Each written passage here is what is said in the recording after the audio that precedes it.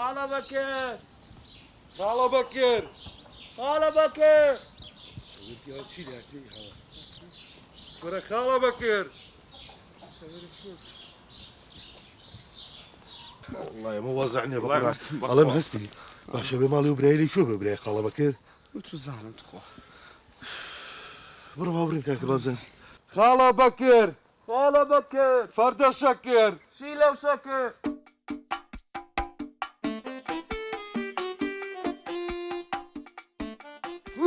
لینیە خالە بەکر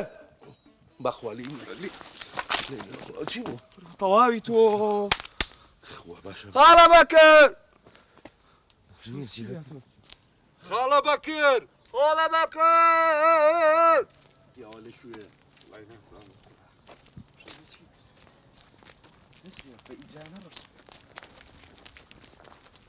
خاڵە بەکر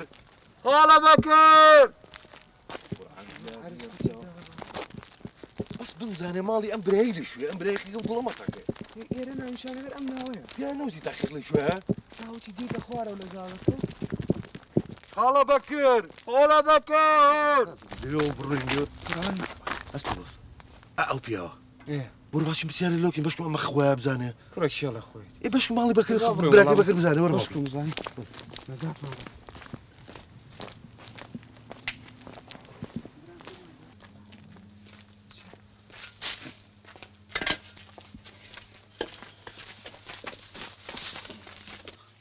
السلام عليكم كاكا السلام عليكم هاي عليك ماشي السلام ماما. بخير بني بس ما جاك. عفو والله عزيزنا بيبو مالي براكي خاله بكري قري برا خاله بكر بلى. بوتشي تاعنا والله هي توزي ايش ما بيتي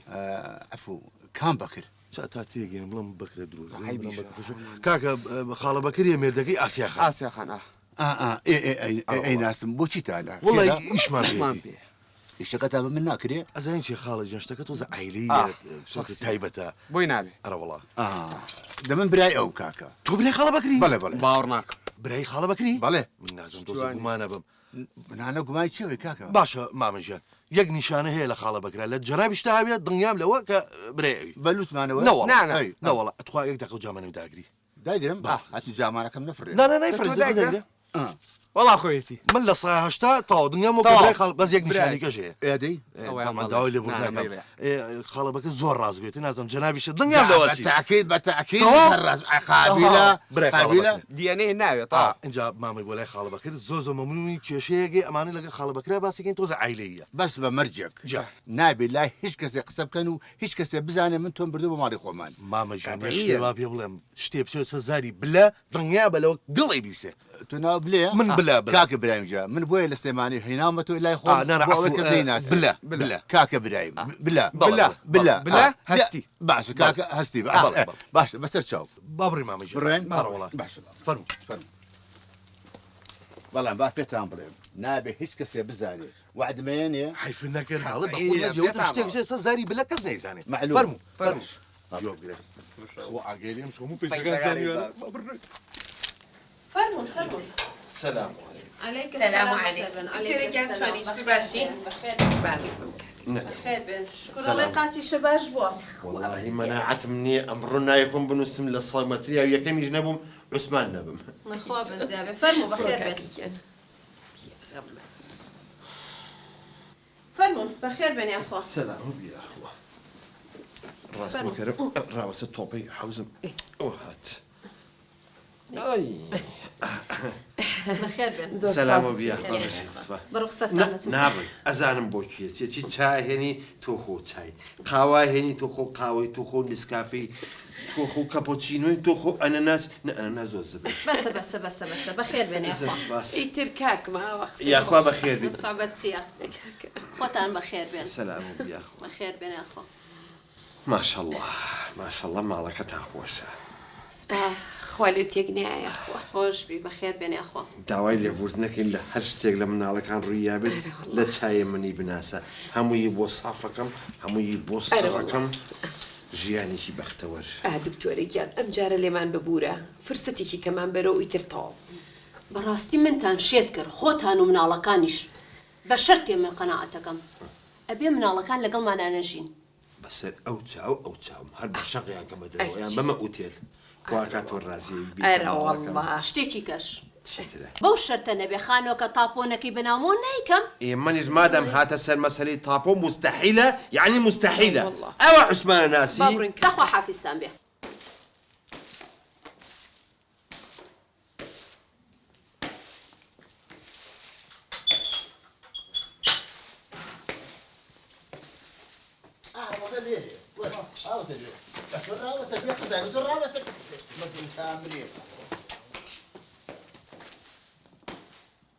خاڵە بەکر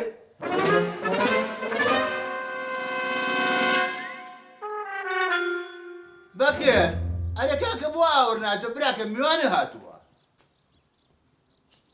خاڵە بەکر فەردە شەکر چی لەو شەکر کورە من لە تاویەوە شارم بەجێش و حەو فرسەقرام کرد لە چۆ دوام کەوتن سەلام عەلەیکوم نەعەلەیکە سەلام و بەخێر نێن ئەڵێم خاڵە بەکەتە تو وەرە دەرەوە لەوێ ئیشێکمان پێێتە وەڵڵاهی هێز نییە من بێرێتە ئەخە دەرەوە دەبەقسەی خۆش پێێنێت تو وەرە دەرەوە نەخێر نایە یاعی نایتە دەرەوە نە ئەڵێم خاڵ بەکە پرسیارە بکەم بەڵێ ئەرە تو مەلازانی نەخێر نایزانی ناوەڵە ئادی هەستی و ئاوبەرێ با بە دەدەقە پولی کە کۆرە هەتی کەر نەبی مەلە نازانم ئەقنشێب وەرە دەرەوە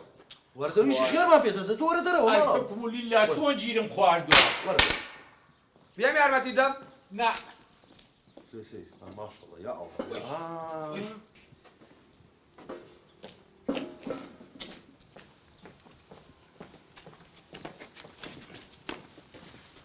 ئێستا ئێوە چیتان لە منەوێ کاری خێرمان پێێتە بابڕین خوا حافیزتان بێ یەک دقە ئاسیا آخر ئەوە خوا حافیزتان بێ شتێکە بە سولوکەت سرم لێ تێکمەیە یعنی تۆ تاپۆنە بێ سو ناکەی نیکەم کاکە بۆ مۆزوعی تاپۆکە قیربسیار رازیم ئێ کەمەرم شلە بۆ ژن هێنان چی بکەم ئێ بابێنە سەر شار عەسەل ئەمەیان مهمە ئەمە قسەیە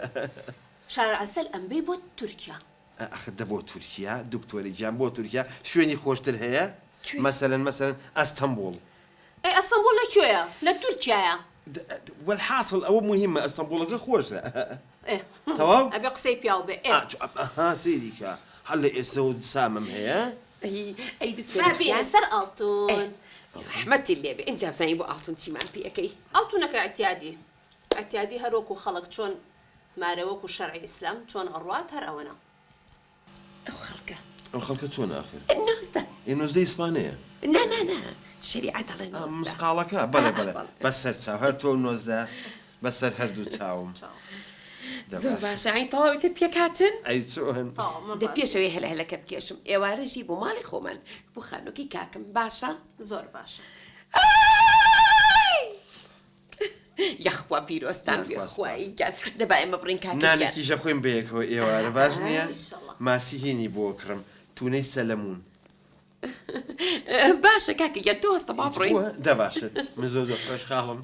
دەکەواتە کاکە گەن بەهەست بڕین زۆر زۆر خۆشحاڵ بەخێر بێن سەر چاو تاقە چاو خۆش بێ یاخوا زۆر بەس خۆش بە سرم سنتەری تێک چۆ ئێستا کاکەی وە ساعتێکە منتان دانیشانوە لێرە ئیشی چیتان بە منە پێم بڵێن خاڵە بەکەجان تێوگەێنین بۆچی هاتوین بەڵێ ئەرێ پێشەوە تێوگەێنە پرسیاری ئەو ماسیتیە ئەو تۆ تەواوی هەتی بۆ ئاوی تیا تا ماسی تیاوێ باش خاڵە بەکرجان تۆ ناتێ لە کێشەکانی ماڵی عوسمان ڕزگارێت بێ ئێبا تۆ ناتەوێت لە کێشەکانی ئاسیاڵا بۆ عوسمان نەزاتت بێ ئێبا کاکەجان تۆ ناتەوێت لە مناڵەکانی عوسمان بە تایبەتی لە بلێ عاقڵ و ژیر ڕزگارێ بێ ئێبا ئەرێ خاڵە بەکر و ماسیتیە بوو ئەو تۆ تەواوی هەتی ئەمە چەند جار بڕی منەڵێم ئاوی تیانە ماسی چی ئێدە باشە ئەڵێم ژن بێنە ژن بۆ ئەوەمە خۆشیم لە ژن دیوە تا بچم ژن بێنم تۆ بەجارێکە ژن بێنم کورە با بەخۆم و ئافرەتی وەکو یەک نییە ئێ ڕاستەکە بە قوربان کاکە بەکری برام چەند جار پێم وتی هەر ئەو ڕۆژ پێم وتی ئاسیا مهێنە ئەوە تۆ چەند ساڵە دەربەدەری بەدەست ئاسیاوە ئەمەوێ ژنێکی ڕێک و پێک بێنی بە قسەی ئەوانە بکە ئەزانین چێ خاڵە بکرد ئەرێ و ماسیتیە بوو ئەو تۆ تەواوی هەتی ها پێم نەوتی ماسی تیانە ئاویشی تیانە باشە ئەزانین چێ خاڵە بکرد خۆت دەزانی بۆ قورعانە و پورە ئاسیا هەچی کێشەکانی ئەو ماڵێ و خەتای پورە ئاسیا لە بەرۆ ژنێ بێن و بات لە ڕزگاری بێ ئێمەش نەزاتمانە بێ ئەخ باشە ژن چێ بێنم خونچە بێنە خونچە کاگە خونچە فڵچە چییە کورە فڵچە ناڵێم خونچاڵێم خونچە چییە ناناسی خاڵە بکرد ناوەڵە و ئاگەلێک باڵای پێوەیە جسمێکی ڕێگەڵی ماسیە جاك بلال ولنجا الرواد جوان اتاكيد مثقف جاتوي ناسي منه والله اشو لخذ والله خساره نشم ئەی توی ناسی؟ ورا اخن شيء خشي مع شيرزاد بقى زابي ئاها مام شێرزاد هل امره اشي دوايا كين يبرني له داكوادا هسي دس بيبقى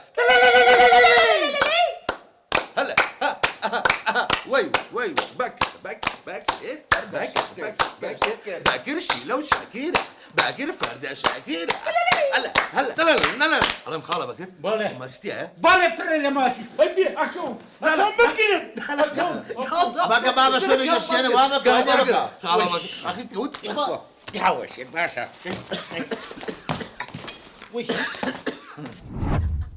جو بقرن بكر بالله توش عقلانه دانش انه بياو استيتو جورو قصي حلق وملق منايبي كان تقشتي ريزي تايبتي خوتان بقرن باشا بس تقوى عزيزنا والله اللي بيشو دابازيني دا بزيني هادي تولد دمي خوناكي عيبناكي اي ناس ما اللي باصة دانيش هەرێ بلە چی بوو دیار نەبوو نازل بخير بيتو سلامتك خەریکی نان و ئابوومیان بۆ قازان نانا کاگە حەمە بەخێر بێت قرباني ماما شرزاي جان تشاو ما احوال شلون احوال باش صحتان باش لقى ايشو كارا وضع شلونه والله لەخوا بەسە باشی لەخوا گوزەرێنین و کاگە ترشیان ئاوایە دي الاخوة بزيادة خوا بەخێر بێن سەر چاوە كاكا الشرزاي جان هاتونا دسال بركي جنابي تخوا يلتقى بهرمتي ازاني يكشتي بيرون عاجزنا والله بنق سيدا ريك صلى صتو بري بكري بو اي مالا بصير بريتي مثلا كونكريت دانيشتي قدام الداخل يصير شمبيوتي ئەمە یعنی چی کاگە حەمە كاكا الشرزاي جان هو حروا صعبتي حزين صاحب اشتوايا سلام والله وش بياكل سلامت بي جهل بو مناسبة وهاتونا دا خدمتي خشك ما بيتي بو كاكا بكري برام بەکر چێە؟ بكر اوي اخي كسا او تازه لشهر هاتتوا بەخێر بێ بەخێر بێ ئاخوا بەخێر بێ کاکە بەکر قەیچێکە بەخێر بێ ئاخوا سەر چاوم وەڵا لە عادەت و عرف و عادەتی کوردەواریمانە ئەبێ کچ شوبکە و کوڕژن بێن والله عذار منيا كنا وش جواني شو ماما الرجل فلسفة كان يبوكما الله طازة بيسمو کاگە حەمەم بووەکە بخوا حروا صعبتي وايواتي اوي یاخوا بەخێر بێن بەخێر بێن سەر چاو چێژ ئازیزە بەڕاستی زۆر ئازیزە لە لای من ئەمنش حەزەکەم بۆ کەسێکی ڕێک و پێک و خانەدانی وەک عیلەی ئێوە ببێ بۆ کاکە بەکر بو معلوماتي شو بوري شو خزانيتي ما بس يعني هنا بۆ ئەم سەرسافەش نیکەشی بوري شي لخذ خساك لا هو زين شي ما بس يعني بيسم بورم بياناتي بورم راسيني وتي زرعك ام زرعك هناك ئەی بۆ ئەڵێ بۆ لێژنی هەیە هو زين شي من جازات وزا دروزنم ها قەینا یاخوا بەخێر سلامت بخوش بي اخوا ماما شيرا ودا دخون شي دياري كوا خونچە هۆ خونچە وەرە بە قوربانم وەرە بخير بيان اي خوش سلامت بي اي دسكان خوش بي خونچە ژا من ناخۆم بە زاوا و بیرچوو بە قوربان كما زوابو كاكا ئەو پیا و پاک و تەمیزە شیک پاک و تەمیز ئەوە بە قوربان قشي بيوانيا كاكا زين شي براجن مو ضرورية هو توي زرعي بس يك شيء وزاي دارا يكسل في خاصي بو تركاك کاگە حەمە خۆنچەژان هەروە پاک و تەمیزە ديارة روسور بي يا اخوات هستن دي هستن بو هستن ناڵم پاک و تەمیزە بو شي يصين إراش ومقاستان بيسا بعطي يقر على خالة بك الفت بابا عشان بالله واعي لەم سەر و هەبکە لەو سەر و دەنگمان دەرێ هنوتا چی؟ هيت وەڵا خۆم زۆر تەواوم نۆبەی تۆیە والله ماما شيرزاد بنتي بيشينانه على منزل بدو ساقا باغرا اما الرك فيتن بو يكتري او جوان كيلا امي لازكو یاخوا پیرۆز يا ويبي سلامت يا باخربان کاگە حەمە یاخوا بەخێر قورو كذي کاکە حەمەی برام حەزەکەم لەگەڵ خونچیا دوو بە دوو دانیشین تۆزی قسە بکەین اجاقي تشيك عيبي شي نابێ کاکە حەمەجان ئێمە عورف و عادەتمان وانە چۆن بەتەنیا بچناودی و قسە بکەن قساكي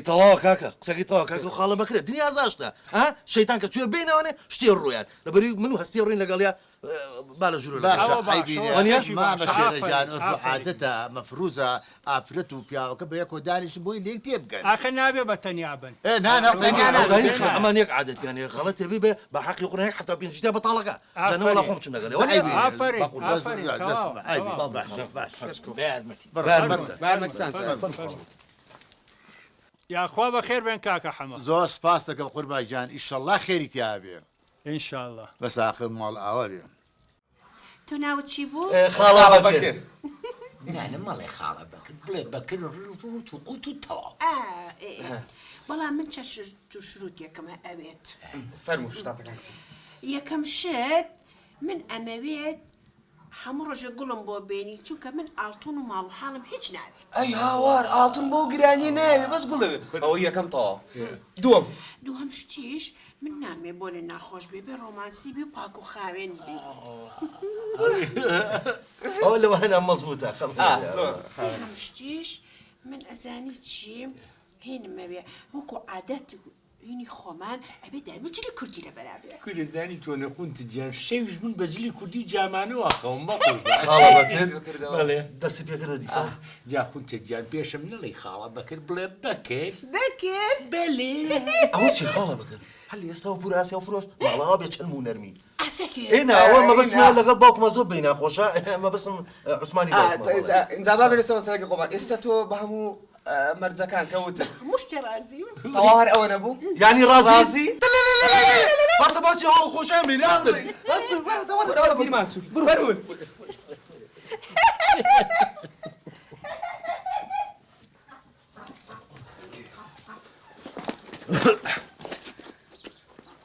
بوكمان هنا لدورة بسارع وسسورة بوكمان هنا لدورة بسارع وسسورة بوكمان توايا بشاي ولغاية بوكمان توايا بشاي ولغاية هل هلا وشادي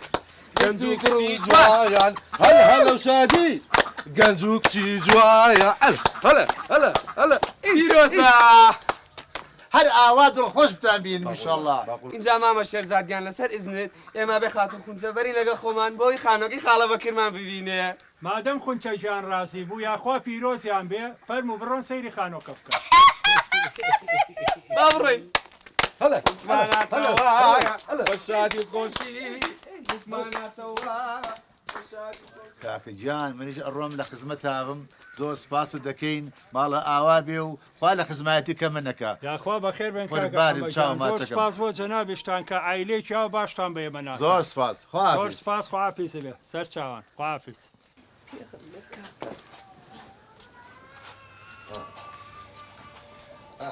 ئەم ئەفو لە چیە کاکە ئازارە هەیە والله ئازاری چی بات ئەی چی داخی ئەم چەتیوە ئێستا بوو هاتەوە بووە زوو هاتەوە ئەم مڵۆزمە چێ باسێ ئێستا بە چی بێ لەگەڵ دکتۆری هاو واللهی ناسم لە تۆ بۆ بانکە پێیان چی پێڵی بانکە تو بانکە ئێستا شتێکی پێڵم حەلیەکەم ئەگەڵ لە خۆ بێ کاکە دەدەی پێیان پێیان ئەو لا ئاوەرە باوکە بانکەکە وەرە ئاوەرە چەتیو بەڵێ باوکە هاشە کچم تۆ نەوە ئەچم بۆ فیستیڤاڵ و ئێوە هەر لەگەڵ ڕەفیقەکانمانە خۆم درەنگیەمەوە ئێ باوکە یانێ ئیتر لەگەڵ ڕەفیقەکان زوو تەواو بووین و هاتینەوە ئاخر بۆ هاتیتەوە بۆ زوو ئەرە هاتیتەوە باوکە تو ئیشت چی بۆی کە من درەنگ بێمەوە وڵی کچەکەم ئەلحەقی میوانێکمانێت. میوانێکمانێت باشە با میوان بێ بەخێ بەسەر چاو ئافرم یاخواوەنە عاقڵی بەس کە میوانەکە هات تووشی شۆک نەبیت ها بۆ باوکە میوانەکەمان شێتە بەشێتی چی دکتۆرەیە دکتۆرە دیێرینە یان دکتۆرێکی زۆر کۆنا نەنە ئەوەی کە قاچی منی عملیات کردو بەستی ئەوەیە دێریناوەکی بەس باوکە تۆ قاچ ئایبی چی بۆچی دکتۆرە بۆ ماڵەوە بۆ لەو ئەی دێ و بانجوێت خۆیەتی نابێت سەیرم کە نابێت بزانم وازم چۆنە بۆ ئەوەیە هەر نیم سەعات دەگێت و ئەڕوا باوکم دکتۆری VIP شیە باشە بەس ئاخر تۆ چنگی ڕێزی لێگری ئافرە من ئەوم پێخۆشم بە قوربان کە هات طبیعی بێ لا احترامیشی لێ بگرن باوکە ڕۆب لە هات هاتەوە کاکە مەکە باوکە جان تۆ ناتوانانی وەرە پێ کجا بخۆم لێگەڵ ماڵی خۆمان فەرموو کاک تۆ بکرە یاخوا بەخێر بێنەوە سەر چاوە سلام علیکم سەر چاوەکەم ئەو کار حەسن بەخێر بێ باشی حاڵ باشە خان ئەوە خانۆکەیە باک فێرەمە چییە؟ وڵی باوکە ژان ئەوەی ڕاستی بێ ئەوە خونچەخانە هەچەند جوانە الله زانیی بەکر و ئەمانە نەما ئەو بڵێ بەلی ئەومانە وڵی باوکە لەگەر ڕێز و حرمەتمان ئەوە خونچەخان هەچەند جوانە ئەوە خێزانە تازغی خاڵە بکرێ خونچەخان چی باسی چیەکەی تۆ بەکر یعنی بەکرش نییە ناوەتەوە؟ ئەڕڵە کاکە چی؟ کاکە وڵا دانێفت تێم بگەیەنە بلە ئەمە کێ هەر ڕاست پێم بڵێ باوکە ژان خۆ ناڵێ جارەکە درۆمەگەن وڵای ئەو خونچەخانە خێزانی خاڵە بکرێ ینی بەکر وای لێ هاتۆ ژن بێنێتەوە ئەرەوەڵا جا هەستی ژان پێی بڵە بە ئاینجا خۆتان تێک بۆ دەنێمە بۆ شتێتراتەوە این خونچەخان ئەوە حەقیقەکەیەتی دوو ژووری تری شێ لە ژوورەوە زۆر زۆر بەدڵتە بێ یەک دەقەمادا محەممەد یاخوا بە خێربی سەر چاو بە خێربی یاخوا چیوە باوکە؟ ئەوە جەڵدەیە بە غیبی هاتوو بۆ من